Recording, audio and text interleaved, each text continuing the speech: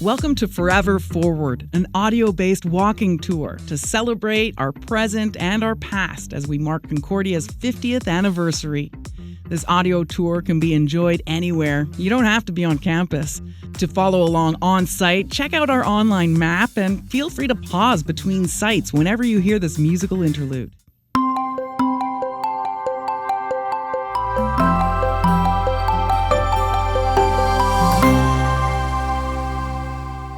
This is Chapter 2, The Path Forward.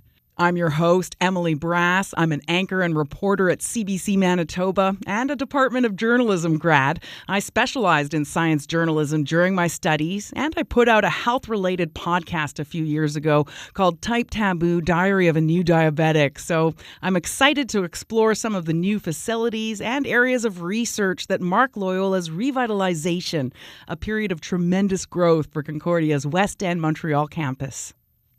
Ready? Let's begin. Let's start with a little backstory. In the late 1990s, Loyola entered an uncertain period. The first woman to chair Concordia's Board of Governors, alumna Lilian Vineberg, led a task force that recommended the campus be revitalized. Her vision of modernization was the driving force behind a wave of construction. The new millennium introduced impressive new facilities to advance the sciences, preventive healthcare, sustainability, and community engagement. All are central to Concordia's forward-looking vision. The building central to Loyola's revitalization is the Richard J. Renaud Science Pavilion. Known as the SP, it was opened in 2003 to house public gathering spaces, classrooms, labs, offices, and more. The building is named after Loyola grad, philanthropist, and long-serving Concordia volunteer Richard Renaud. He and his wife Caroline made the lead gift towards its construction. Did you know the $85 million SP was an early example of sustainable green architecture? The building's mechanical systems consume less than 70% of the energy required to maintain a comparably sized traditional building.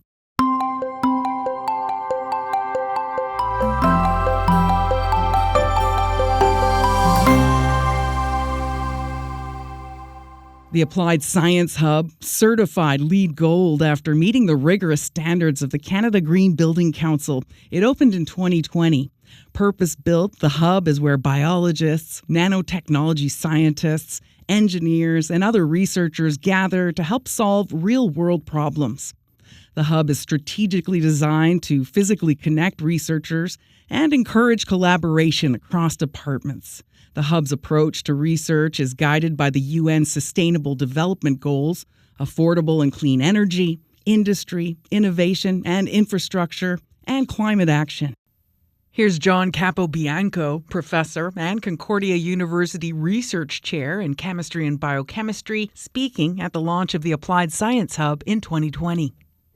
It's really a pleasure for me, after all these years, to see that in one building, we have already created an atmosphere which is very conducive to research. Did you know Concordia recently ranked number 1 in North America in the 2024 Times Higher Education Young University Rankings? That's a list of the world's best universities that are less than 50 years old.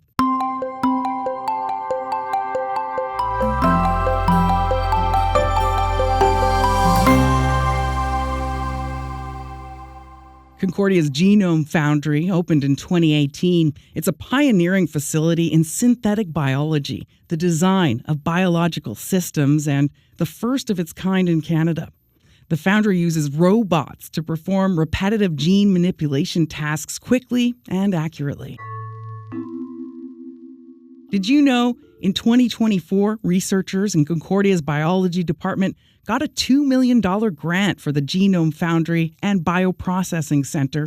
These funds support biomanufacturing research, which uses living organisms such as plants or bacteria to make products including therapeutic drugs and renewable fuels.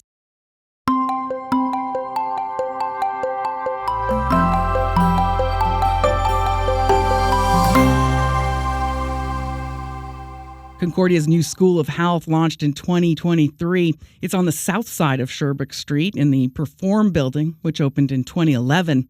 As part of Concordia's commitment to community engagement, many of the School of Health's activities are open to the public.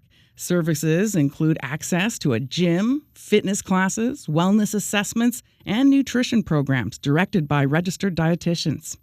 Using next-generation technologies, including an imaging suite, a cardiopulmonary suite, and a sleep lab, the School of Health educates practitioners to deliver programs that reduce pressure on healthcare systems. The School of Health has been created to support, leverage, and build on core, but also emerging strengths in health research, education, and community engagement at Concordia University. That was the voice of Véronique Pépin, Interim Dean of the School of Health. Did you know in 2024, Concordia researchers found that cranberries can significantly benefit high-performance athletes? Their study concluded that endurance runners who consumed cranberries for 28 consecutive days improved their speed. In competitive running, even a 1 or 2% increase in performance can make all the difference.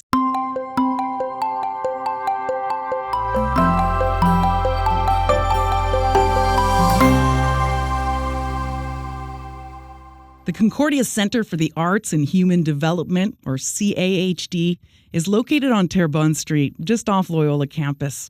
Established in 1996, it's an educational, clinical, and research center that offers internships to postgraduate students. In turn, students provide creative arts, drama, music, and dance movement therapies to adults with disabilities and neurodivergent needs. Many of these programs and services are Canadian firsts. Did you know in 2022, the CAHD launched a program for Francophone adults with special needs? This pilot project offers therapies to Quebec's linguistic majority and further illustrates Concordia's responsive approach to community engagement.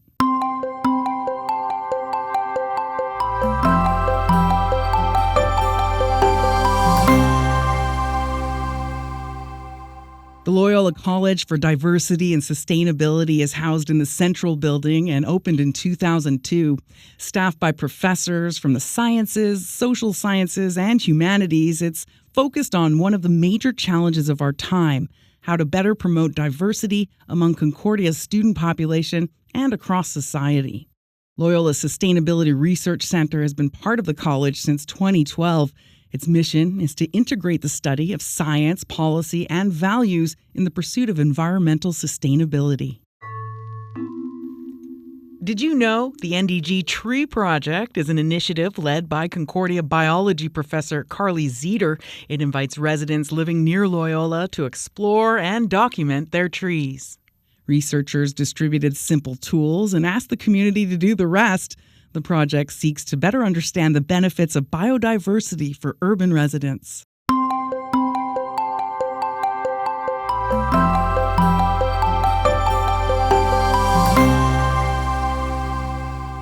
The L-shaped psychology building, formerly known as the high school or junior building, was one of the original structures on Loyola Campus. In 1969, a modern addition was constructed by Loyola High School. Following its transfer to Concordia in the early 1990s, the building was completely renovated to accommodate the psychology department. The Department of Psychology is a research powerhouse, and its faculty study 4 key areas: clinical health, cognitive science, human development, and behavioral neuroscience. That's the end of Chapter 2, The Path Forward. I really enjoyed exploring some of Loyola's centers of excellence in health, science, and the humanities with you.